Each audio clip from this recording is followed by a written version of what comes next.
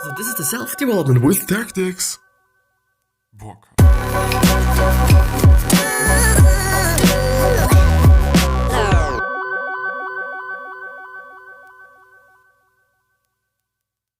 This episode is gonna be about Tim Ferriss and what he thinks about being famous and being not famous, so the pros and the cons.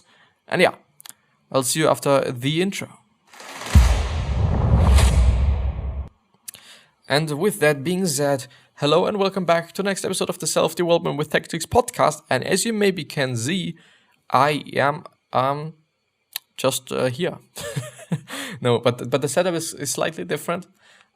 Because I've just restructured my space here a tiny little bit, so at least my desk and how I'm just placing things, because my desk is actually pretty big, but I'm always having this TV in front of me, which is now on this side.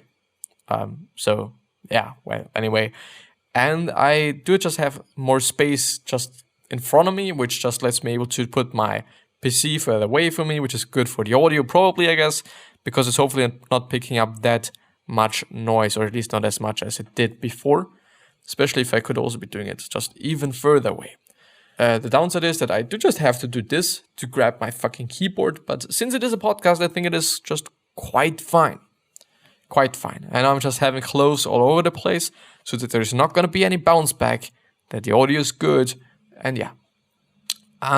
Anyway, please check out the description. The most important part there is the notes.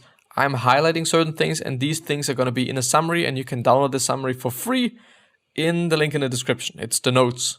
Notes there. You should read it, notes, or you can read notes, and there it is. Well, yeah. Let's see. So this is the stuff that I've highlighted yesterday, because I've already went through it yesterday. And now we are here, because now we are here in 2020. Monthly audience is larger than the size of New York City. New York City. For fun, Google New York City and click on news. On some level, those are the dynamics, good and bad, you will need to deal with if your audience is that large. Well, I mean, the news is a fucked up space because there's often like only negative bullshit, and I hate that. But on the other hand, I do just have a feeling that I should read the news, because I'm clearly not doing this at this point in time, but I should. I really should, because I think it is important. I think it is important to know what's going on in the world, especially if it is on a worldwide just basis. If I just have to know what's going on in Austria, like maybe in Europe, but I don't. Well, yeah. Anyway, I think it's good. But let's assume you only have 100 or 1,000 followers. You should still wonder at any given time how many of these people might go off their mats, and how many of their remaining folks will simply wake up on the wrong side of the bed today, feeling the need to lash out at someone. The answer will never be zero. Potentially, yes. Theory, no. I guess. I'm actually not quite sure. Like, chances are not really high that there's going to be like a zero. But on the other hand, why shouldn't there be not a zero? Like, I don't know if it is statistically, if you can say that. Well, anyway, on the darker side, some very real issues. To quote Henry David Thoreau, or it is Henri David Thoreau or something. The cost of a thing is the amount of what I will call life, which is required to be exchanged for it immediately or in the long run, which is actually a pretty good quote. I think with that in mind, let's look at some very common downsides of exposure. Nearly all of my friends who have audiences of 1 million or more have personal stories for every category I'll describe. If you've ever wondered why many celebrities disappear for a period of time, sometimes years, it is often in the hopes that the below will fade or go away. Sadly, it is very hard to put the toothpaste back in the toothpaste tub once you have a large Google footprint. Well, yeah. I actually like that metaphor there. Best to be aware in advance, here be dragons. Well, stalkers, which is the first point. One example to set the tone. Back when I lived in San Francisco, a fan on the East Coast thought I was sending him secret personalized messages embedded in my public Facebook posts. He believed I was asking him to move into my house and work for me. He told his coworkers, who were worried he would go postal, so they reported him to the CEO, who reached out to me. It was a close call, and I got lucky. This particular employee had already bought plane tickets for the following week, intending to fly to San Francisco to find me. I got the FBI involved. His family staged an intervention, and is it lo or I? IO and lo and behold. What does that mean? Or is it like it? Used to draw attention to an interesting or amazing event. Lo. I've never ever heard this word. Never ever in my whole entire fucking life. Lo. And lo. Or is it lo? Lo. This is probably not, well, what? Leo. Is it Leo? Leo. Whatever.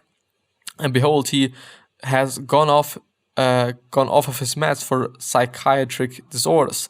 Another example from 2008, a year after my first book came out, that's when the first person showed up at my door looking for me.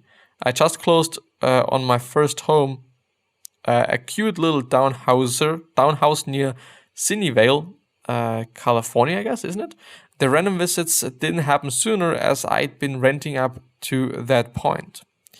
Many more people followed. My little townhouse was cute, but it was totally unprotected. No gate, no nothing. Eventually, one male stalker ended up hanging out in front of my house non-stop, taking pictures and posting them on social media with comments like, "Too bad Tim Ferriss isn't at home.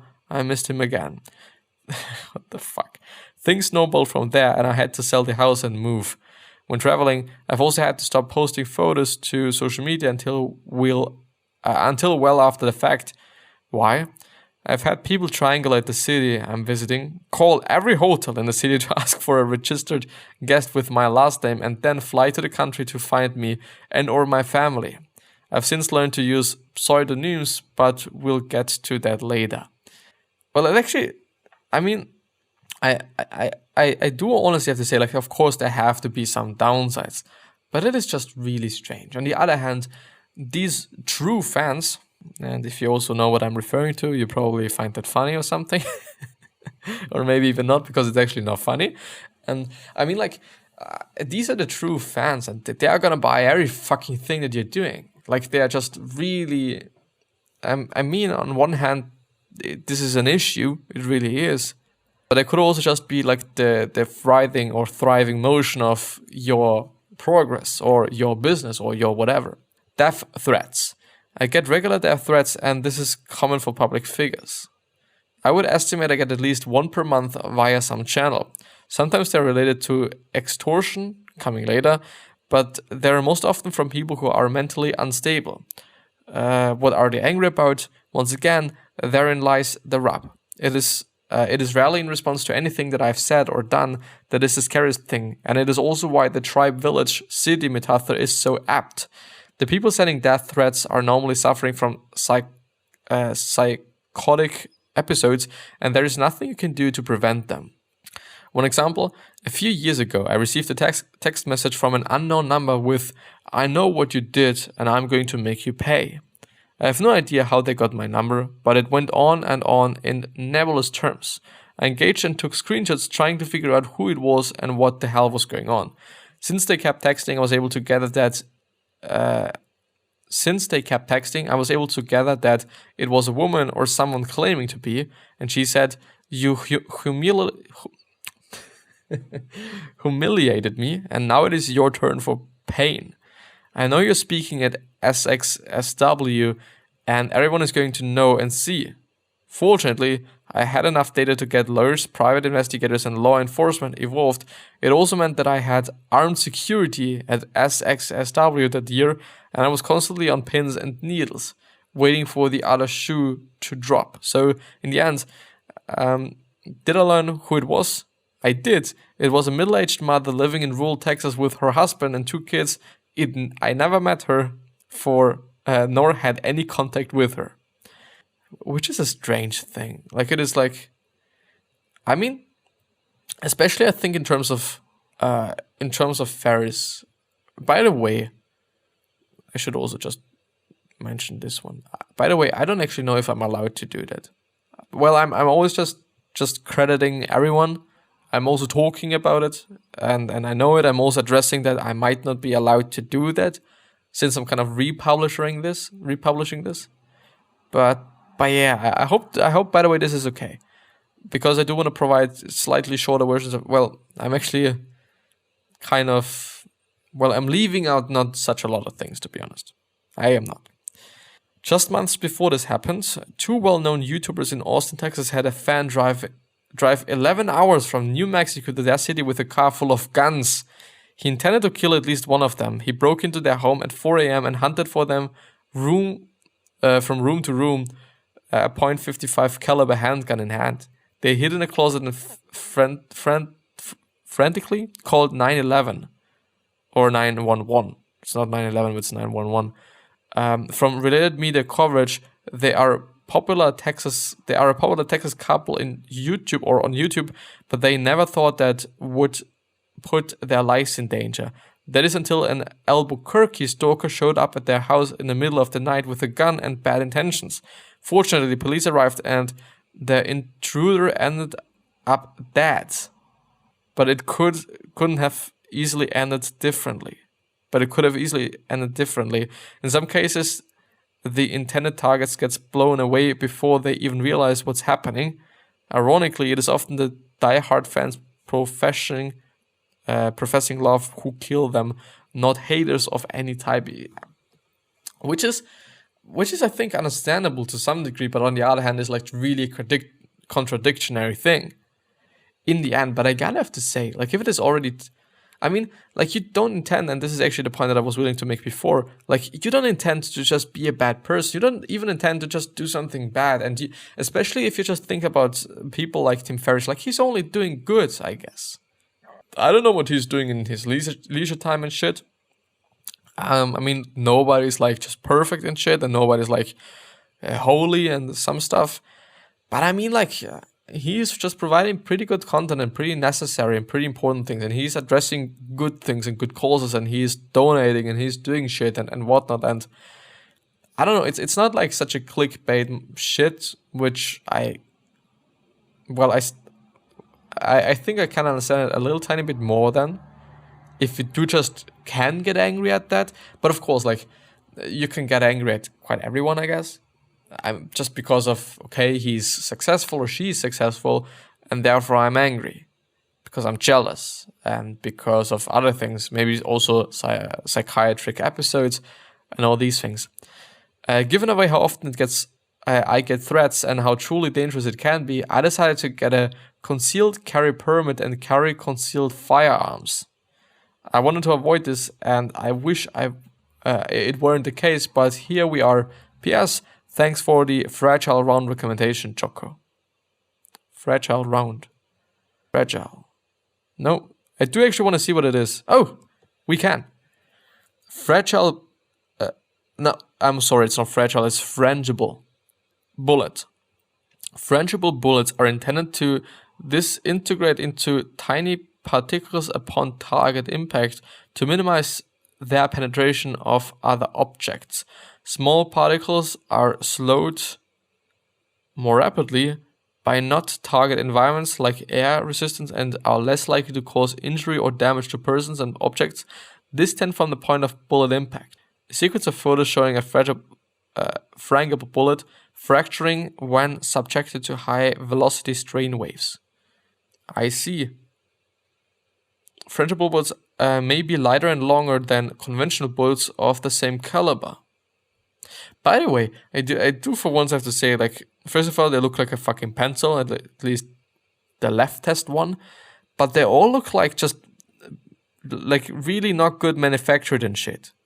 But I know that one of them can kill. Easily. Most frangible bullets are subject to brittle failure upon striking a hard target. The mechanism has been used to minimize the tendency of malleable lead and copper bullets to blah blah blah blah blah. But I think this is good. So as far as I know, it's gonna hurt, but it's not gonna kill or something.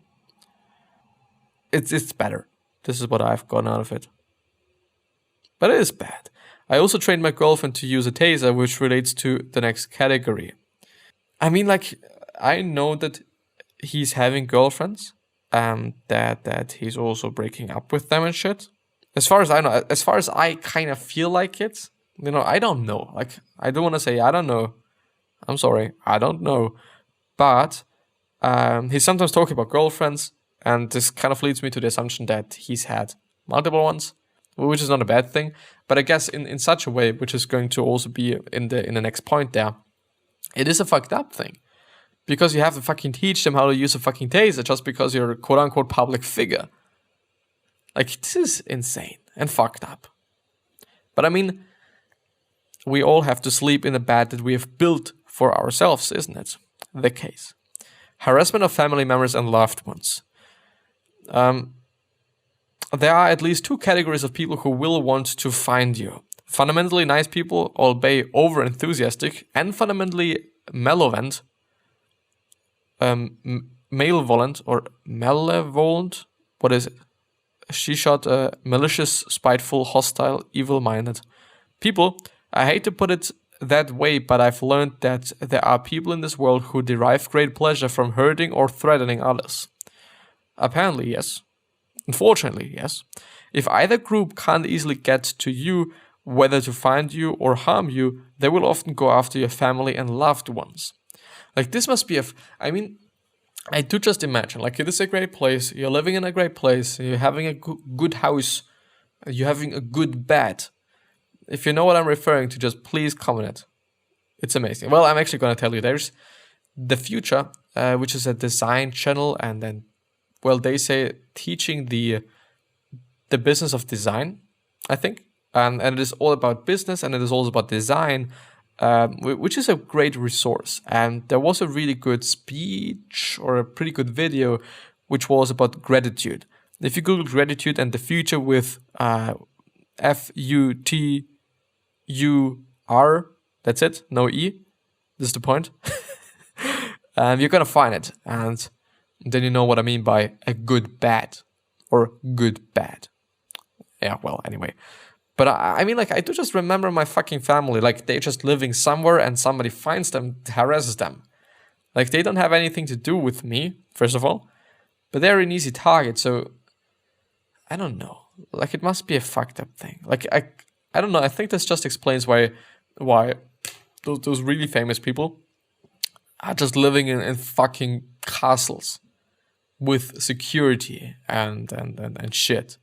Like, for example, Kevin Hart, he, like, a bunch of people robbed a lot of things from his house and shit, and now he's having fucking security. I mean, yeah, good and bad sides, I guess. If they're an attacker, they will go for what they perceive to be your weakest link. This is precisely why I never mention the names of my closest friends or girlfriends unless they are public figures figures already. Of all the issues in this point, this is the one that upsets me the most. In some respects, I invited this upon myself with my decisions, but none of my loved ones asked for it. Even to write about this aspect makes me furious, so I'll keep this bullet short. Well, actually, yes, addressing it. It's also a dangerous thing, kind of. Dating horse. No, it's not horse, but it's whose misery. Well, as you might imagine, dating can be quagmire of liabilities and bad traps. It could be someone hoping to write a clickbait article about that date with you, obviously without disclosing such. Or it could be much worse. If you're a female, this is where things can once again become physically dangerous. If you're a male, this is where things can become legally dangerous. There are many predators for both sides, and it can make you lose your faith in humanity. Seems to be the case that he's already had like experiences with that, which is also like a fucked up thing, and I can also imagine that. Yeah. I think one of the upside is if you're really famous, you can fuck whatever and whomever. Chances are way higher that you're gonna get somebody just to fuck. Just said like that. But I mean, like, yeah, downsides. These are definitely downsides, and there are definitely gonna be downsides. extortion attempts. I could write an entire blog post about this topic. One simple example, in 2019, my team and I received a threat in a sense, pay me X or I will DDoS your site. Since the DDoS is a technological attack on a website, and I'm confident in the strength of the automatic hosting infrastructure, we decided not to respond. The extortionist didn't like our silence and replied with a bomb threat. This was shortly after the Austin serial bombings, which had killed 2 people, so I escalated to forensic analysis, investigators, law enforcement, etc. Which, by the way, it's also expensive. He's having the money. He's having the money. But no, unnecessary bullshit. I've been very good at tracking down extortionists, which is something that I've also thought about. Like, he got the woman, he got the other, just people and shit. Like, you can. I don't negotiate with terrorists, and I'm more than happy to have public battles if I'm in the right. But it is all a huge energy suck. The most common form of extortion is Is it actually extortion? Yeah, extortion. Extortion, what does it mean? Blackmail. Yeah, of course. We have just really recently had that in school, in class. But I just tend to forget about things that I don't use. So, extortion is some variety of, unless you give me X, I'm going to say Y about you. Fortunately, I spent years deliberately talking about controversial topics and disclosing uncomfortable personal stories. In part, this hasn't been to avoid the temptation to create a sneaky, clean public persona. It also robs would-be extortionists of a lot of common ammo. Yeah. I do also think about how I would be dealing with that. But I think also in terms of that, I don't know. I believe that if people just watch every single fucking video of mine, they know quite a lot of shit about me. There is such a lot of shit, such a lot of content as well outside there. It is insane. Totally is insane. If you don't have your own ammo, this category can be catastrophic. In other words, if you have more fame than resources, you paint yourself into a vulnerable corner. If you have fewer options and fewer allies, you'll be attractive to predators. Definitely. I actually do want to read more of kidnapping. Well, it's actually so interesting. I might be just reading it after the episode, after I finished it. Well, desperation messages and pleas for help, or place. Is it place or please? Appeal. Application. This is a sad category, much like the suicide video story in the introduction to this piece. It is one thing to get an "I committed suicide and I'm letting you know" note, which is absolutely awful. It is quite another to get a message with something like "You're my last hope. I have no else to ask. If you can help me with X, Y, and Z in the next 48 hours, I'm going to kill myself." I've received dozens of these. In the beginning, I tried to help everyone and became horribly enmeshed. This never failed to end in misery and countless sleeping nights or sleepless nights. Now, the senders of such notes are referred to suicide hotlines, for example, which is a US 1-800-273-8255. A list of international hotlines, alternative link, and a post I wrote entitled "Some Practical Thoughts on Suicide." I owe many thanks to Violet Blood for her moral and technical support with many of these situations. Thank you, Violet. This is very rough terrain. The more you operate in the world of how to advise, and the more vulnerable you are with your audience, the more of these you will receive. Yes, and I do believe that this is definitely something that is scary. In terms of like it could really be exhausting. I don't want anybody to fucking die. I really don't. And I would also just try to help. But in the end, it's you maybe can't. At least not in such a degree as you would like to. I mean, you could fly out to everyone, but no, you could. It is a fucked up thing. It really is. But I guess that this is going to be the end of the episode. I do have a feeling that the setup is making things better. Maybe I should change up things a little bit more often, to some degree. But yeah, I hope you've liked the episode. And because I've also liked the episode, which is not always the case. Actually, I do just also have to see how I can change things so that I like it more and so that I can just keep doing it. Because, but on the other hand, it's quite of a funny thing that I'm reading shit and I don't like reading shit. But still, I've liked this episode and I've really liked talking about this. Also the other one. Maybe just, I don't know. But yeah, anyway. I wish you the best health of happiness and also success, and also hope that you're going to remind yourself and you're going to be remembered, which basically means your legacy and basically means just being a nice person and then being remembered as a nice person. 3 other questions that I'm having for you are: why are you here? What are you trying to change? And what is bothering you the most? These 3 questions are hopefully going to show you your purpose and maybe even a business idea. And yeah, with that being said, you might even subscribe to the podcast and or to the YouTube channel, and I would definitely appreciate that. But yeah, I might see you the next time. So, bye. See you. Have a nice day. See you after this thing ended. The episode, because it's already not working, or again not working. But I'm gonna read this stuff. Actually really interesting. I think it's also really, actually not that long. I think we're gonna finish it up in the next episode or something. Probably. Yes.